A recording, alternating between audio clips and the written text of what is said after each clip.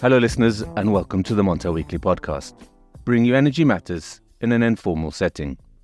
This week, we will discuss solar power. In many ways, the sector is booming, with over 400 gigawatts installed last year, over 50% more than the 2021 figure. However, there are some headwinds. Some countries have been curtailing solar production, others are looking to prevent what they deem to be excessive permits, while recent moves by Dutch suppliers to impose a levy on outputs to manage overproduction amid the potential for negative prices. Why is this happening? And are there alternative ways to deal with the days and hours of high solar output so that such curtailments and levies don't threaten our green energy targets? Helping me, Richard Sverrisson, to discuss these issues and much, much more is Naomi Chevillard of Solar Power Europe. A warm welcome to you, Naomi. Thanks for having me. Let's put this in context, what the current situation is, Naomi. China has installed more than 70 gigawatts of solar this year, or in the first 6 months of the year. What about Europe? Where are the hot spots, and where do you think development has been a bit too slow? Yes, so, indeed, China had quite an impressive growth. Last year, I think it's more than 70% growth year on year. But in Europe, we also had good growth. Last year, we had a bit more than 46 gigawatts in 2022. So that's a 45% growth. It's quite huge for our continent. When it comes to trends, we really have a couple of countries that are leaders. We have Spain and Germany in particular. So Spain was 8.4 gigawatts and Germany 7.5 gigawatts of new solar last year. And Italy as well was also quite impressive. Spain and Italy in general were quite driven by rooftop PV markets, so quite interesting to see. We had the super bonus in Italy that was quite successful. Germany remains the strong market because of the high governmental ambition. We have the EEG, the Renewable Energy Act, that facilitates permitting. And another interesting country that we see driving the market is Poland, mostly for residential PV, because in the larger rooftop PV market or the utility scale segment, we still have difficulties with permitting. And then where we're lagging a bit behind is France in particular, that actually decreased installation last year by 50%. Because we have slow political support. We just adopted a law on permitting that is a bit disappointing for the sector, and Portugal as well, where the support to residential solar weren't as successful as we expected. How about the Netherlands? Is that somewhere in the middle? Yeah, the Netherlands has a good growth with 4 gigawatts, mostly rooftop PV. Now, of course, in the Netherlands, we have a number of concerns with grid connections. The government has released a map of grid capacity, which indicates whether you can connect or not in a certain region of the country. And I think by now it's, I would say, a half or 2/3 of the country that is in red. This is very interesting. I think we'll return to some of these countries later in the discussion, Naomi. But in 2023, do you expect us to exceed the 46 gigawatt that was installed last year? The IEA have said that we should be around 60 if we are to meet the targets that we put ourselves for 2030. Yeah, it's still too early to say, of course. What we forecasted end of last year, is that we will hit the 50 gigawatt mark. What I can say for the moment is that we're on the right track. In our global market outlook that we released at Intersolar in June, we were seeing almost all EU countries increasing the solar market. So we're really on the right track, still with a big growth of Germany, of Poland, of Italy. Now, whether we will actually hit the 60 gigawatt mark remains to be seen, and the development in Q4 this year will be critical. I mean, I think I should also take this opportunity to say that I have 12 solar panels on my roof as well. So, I'm not, maybe in some ways not completely objective, but, so I have, this is in Norway where obviously in the summer months it's been, the production's been very good. Well, especially in June when it was sunny. But just to put that in there so we have the context. But, but if we want to talk about the headwinds here, Naomi, I want to discuss the solar curtailment. Where is this happening primarily, and why is it happening? Solar curtailment happens in general across Europe because it's a structural tool used by especially distribution grid operators to manage their network. When they have a grid constraints, they use curtailment. We've been talking a lot about fancier ways to manage the grids with local flexibility market or time of use grid tariffs. So, like an economic price signal that would make a consumer react and be flexible when the grid constraints happens. The reality is that DSOs are infrastructure managers and still use a lot of curtailment. It's difficult to have data on the volumes of curtailment. There was an obligation to report that is today not really done, and we don't have a lot of data now. You probably read the news in April this year, with Czech Republic and Poland, where the TSOs announced that they would curtail massively solar because it was creating a threat to the grid. And here, I think in this particular case, the reason is that those countries still have a lot of inflexible power, like coal, like nuclear, which is too expensive to curtail, whereas solar is rather cheap to curtail. And on the other hand, an underdevelopment of flexible capacities, for example, a battery storage, for example, demand response that could absorb the oversupply of solar power. And we saw even in Spain, I mean, I've seen some numbers of over 350 gigawatt hours curtailed last year. Have you got any up-to-date figures for Spain for this year, Naomi? Unfortunately not. I wish we had. I wish we had more figures, because it's part of monitoring the situation and understanding when congestion happens, when curtailment happens, because this is really what we need, understanding the situation now, so that we can anticipate and take remedy solutions and maybe design markets for curtailment instead of slight curtailment of solar. Because it seems, a little bit crazy that especially in countries like Poland, which has seen a massive rollout of solar power, but yet when it comes to the crunch, they're allowing coal plants to continue to run and not the solar. I mean, doesn't that seems very, very odd to me anyway? Yeah, I mean, the reason is that it's sometimes it's too expensive to shut down and restart coal plants. So in a way, it's better to keep running the coal plants and instead curtail the solar power. Sometimes another reason is that you have some geographical sections of the grids that are congested, and you don't have the right consumers with the right generators in the same area of the grid. So we're talking primarily the Czech Republic, Poland, and Spain, or are there other areas where curtailment does happen? Honestly, it's really throughout Europe. It's a measure. Now, the degree and the gravity of curtailment will depend on several factors. Again, Poland and Czech Republic, the issue is the inflexible generation fleet. In the Netherlands, you might have a too strong deployment of solar and EV that congest the grids. In France, you don't have that much of an issue because the solar market is not as big. So it really depends on the country. Absolutely. And another, I mean, what's the alternative, Naomi, to curtailment in your view, or Solar Power Europe's view? Well, one thing is to reinforce the grid, for sure, and because if there is a grid congestion, it means that there's probably a need to develop more cable or more grid infrastructure.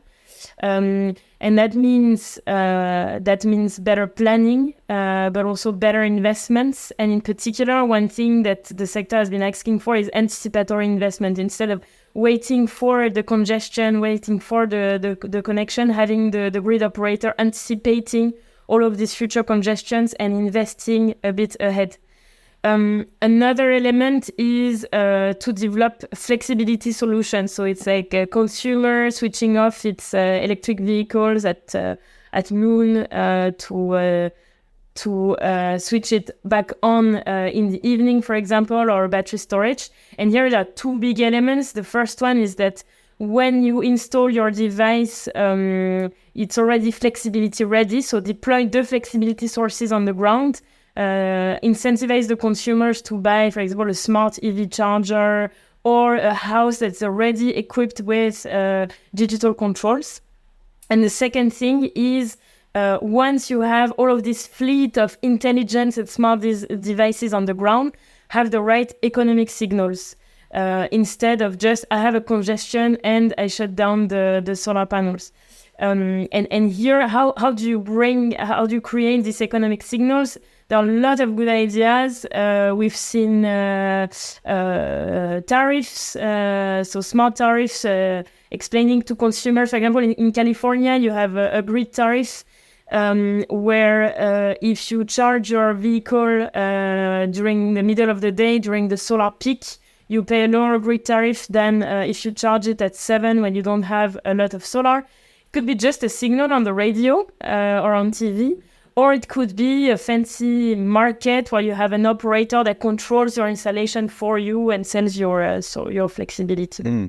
I mean, I'd certainly vote for something along those lines. I think it would be if I had the opportunity to charge my EV at certain times or had the signals provided for me, I'd certainly do that. But that's just my own personal opinion. But I think another factor that is of concern, I think, for you in particular, or the Solar Power Europe, is negative prices and what that means for potential investments into solar power going forward. I mean, we've seen, an increased occurrence of negative prices, certainly in Northwest Europe, but also elsewhere.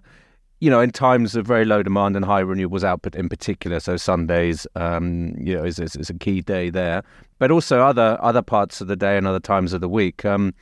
What's your view here, Naomi? How is this impacting the expansion of solar, both on rooftop at household scale, but also utilities scale? First, negative prices, I think, are here to the economic translation of a big change in the electricity grid, and it's inherent to the transitional phase where we are. Where it's the same problem that we have lower demands and then high renewable generation. And at the same time as an inflexible fossil generation that is too expensive to shut on and off. And so we'll have these generators bidding negatively to be sure to be taken instead of having to shut down. So what does it mean? It means that we haven't yet found a way to accommodate this new electricity system in which we're living, where we'll still need some fossil assets for a transition period or for very special cases, but the bulk of our energy will be produced by renewables. So it means that eventually we have to displace consumption during the middle of the day, or we have to find a way to store it, etc. So it's the same type of questions. I think it will definitely change the solar industry and impact it. First thing is that developers will have to take it into account and forecast it into bids, very simply. You could also think that it's a big signal to innovate, and I think negative prices are not always seen as a negative thing. You were mentioning that you'd be happy to sell the flexibility of your charger. There are a lot of consumers that are very happy to be paid to charge their car at noon. So, it's also like, it's not a desirable feature of the market, but it's also a very powerful signal to innovate. Now, this said, you're right that we need to take care of that, and we need to manage the transition, and we need to manage the negative prices. And here I think it's important to say that negative prices impact solar investments only if you let them. Negative prices are dependent on the current design of the electricity market where we're in, dependent on how contracts for difference or support schemes are also designed. So it's important that this is taken into account into the power markets. For existing support schemes, you already have safeguards in order to protect investors. So, for example, in France, if you have too high number of negative prices events, you get a compensation. In Germany, there is you can get you're not impacted by negative prices only if the negative prices last more than 2, 3, 4 hours. And for the future, it will be critical to think again about how we still give the price security for solar investors while tackling negative prices. And there's been, for example, a lot of discussions on remunerating solar investors not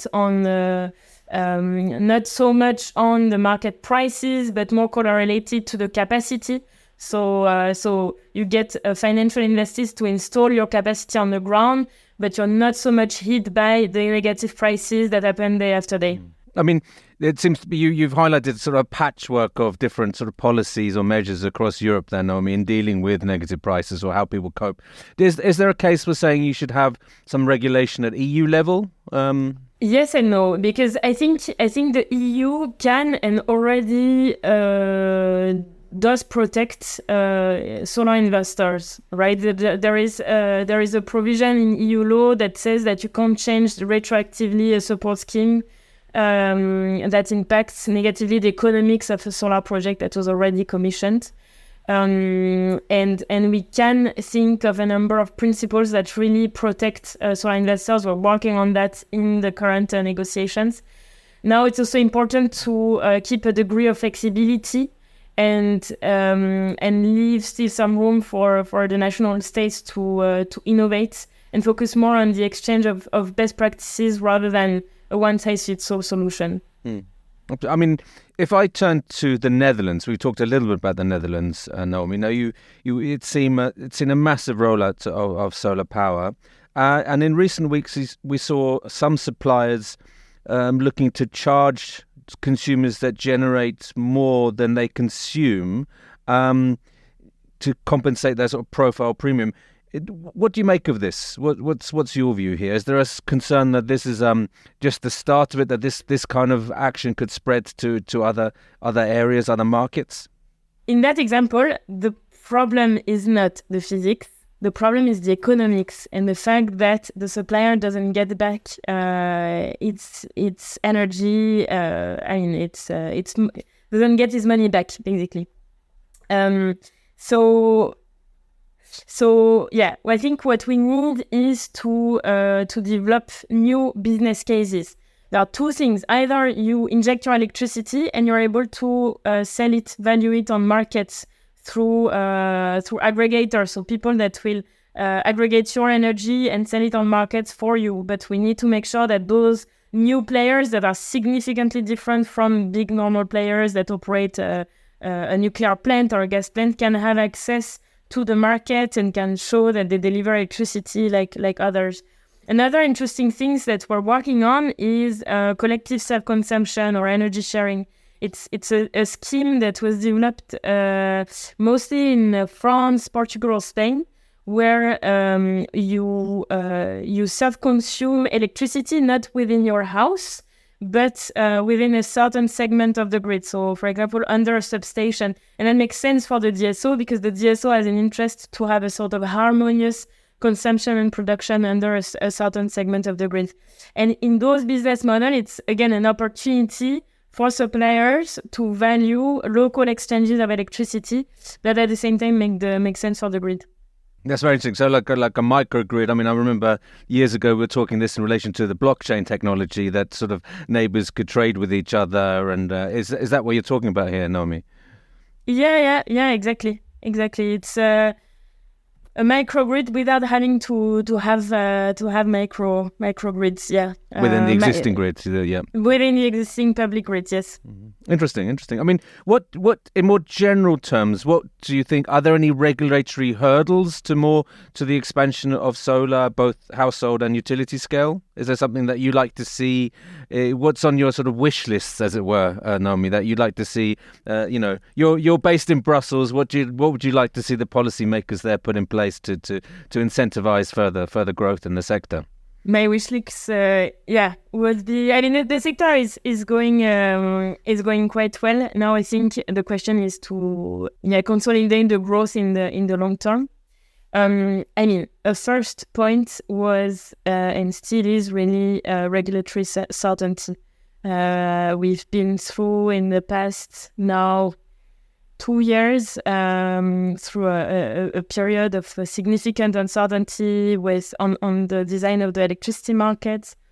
With the introduction of those market caps, we already talked a lot about it. So caps on the electricity price that was impacting all of the contracts that were derived from that electricity price.